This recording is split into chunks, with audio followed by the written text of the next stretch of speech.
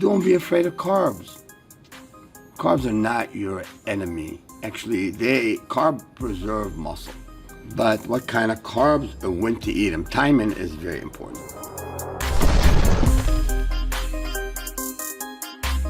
Hi, old schooler. This is Sumir Benoot here.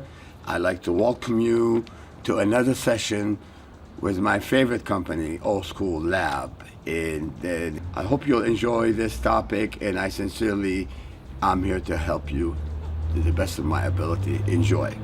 It's pretty controversial as a topic, and people say there's a window to get your protein. Let's say you want to get your vintage brawn immediately after you're done in the car ride home, or some people say no, the muscle is depleted. If you refeed it 2 hours later, it'll get refed the same way. What is your take? No, I think when you train with intensity, if you seriously train, your body releases an enzyme. Actually, there is an enzyme. I cannot scientifically tell you the word, but your body releases an enzyme that actually enable you to take in all the high glycemic carbs into the muscle. It would be smart to have protein and carbs, even high glycemic carbs, right after the workout. And it would be very effective, yes. And I think you will have like at least an hour and 2 hours window. So it would be intelligent. I would personally, if you ask me to go first class, the Rolls Royce of recovery, I will have some amino acid to start. I will have about 50 grams of protein, maybe 100 grams of both carbs, which is high glycemic carbs. I told people, nobody believed me. At my best in 85, I have one of my main meal would be either swordfish, about 8 ounces with, this is crazy, I had a bowl of pasta. And I tell people, I swear, I wasn't using any anti-estrogen. But what? And everybody's worked out. Everybody wants to take anti-estrogen. And yes, just to answer the question, high glycemic carbs is acceptable immediately after training with sufficient amount of protein or amino acid. None of it would be converted to fat. Would you say the best approach for someone who isn't a tailored, veteran, experienced, competitive bodybuilder, like someone who wants to grow, gain mass, get muscle, get lean, would you say the best approach is to do it's become the stereotypical bulk cut, or do you just try to maintain all year, just grow consistently, never add too much weight or cut too much weight, which is healthier and better? People do different things, and yes, metabolism is matter, and I was fortunate that I ate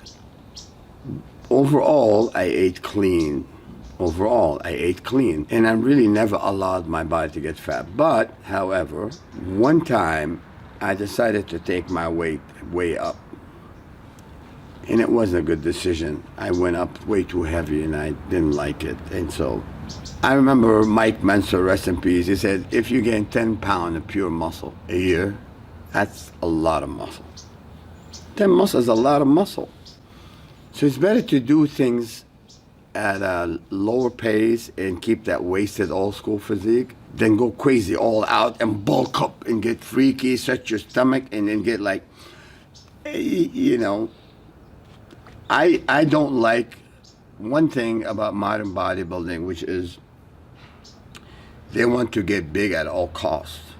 When I gained weight, I swear I didn't get involved in any of the crap that's being used today. Did not.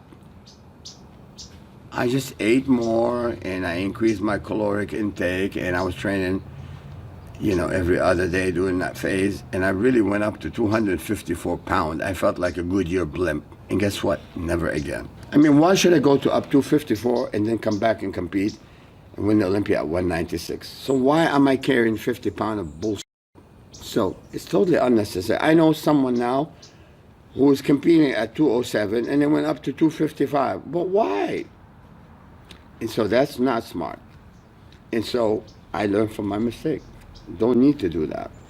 Something happened where one person in the industry said that you can specifically target places of your body and lose fat in those places. What are your thoughts? I personally don't think you can spot reduce. You cannot spot reduce. And however, and I'm not selling any product, there is an ingredient called aminophylline. Aminophylline is an amino acid. There's a study, there's research on it, that actually aminophylline, when it's rubbed in a certain area, it did shrunk down fat cell in this area.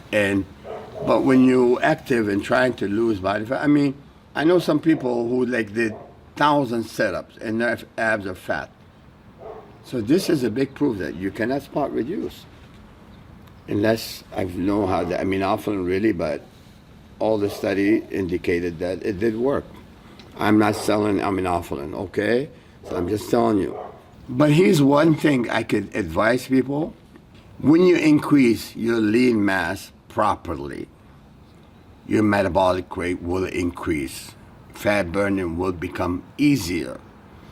And I'm not saying go to 254 pounds like I did. So is it okay to gain 7-8 pounds, to be 7-8 pounds overweight? That's not so bad. You're still within striking distance. But why take your body 30 pounds above what you need to be? This is not smart. So if you choose from the menu, which is more complex carbohydrate, and you're training hard, it's not that easy. Complex carbohydrate is not going to convert to fat if you're training hard. People are misunderstood. They are afraid of carbs. Don't be afraid of carbs. Carbs are not your enemy. Actually, carb preserve muscle. But what kind of carbs and when to eat them? Timing is very important. There are some useful things that we can do naturally. And good things, I'm going to say, now you see, only the arm is moving up. That's it. Not the whole body. See, when you do bend over row, you keep everything solid in place, and only the arms goes up, all the way down and all the way up. I personally believe in full range of motion. Yeah. And the lift should be really more perpendicular, and the back should be stable. Samir pulls it up really hard too. It's a power movement, so he's pulling it up really hard, each contraction. You know, if you notice, all the best back bodybuilder in Dorian is among them. Yeah. They love this. They love this exercise, right? Arnold did it Yeah. quite a bit. Ron Coleman, Yeah. Robbie. You're right. You don't get it back Without barbell rows. without kicking butt in here. Always lift with your back. This is basically what we do when we're bent over row. And it's really important to keep these move in your back routine. But I think the importance of doing wide and close grip is so important. Yeah.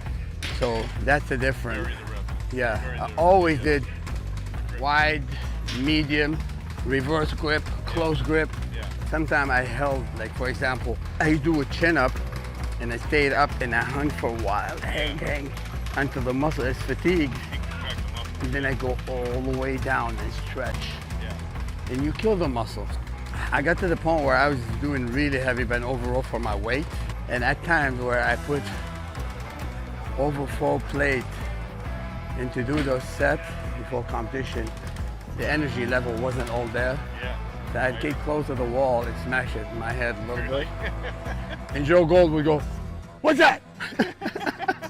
John, easy on me, man. Come on. It's only three plates. Don't pack it up too heavy.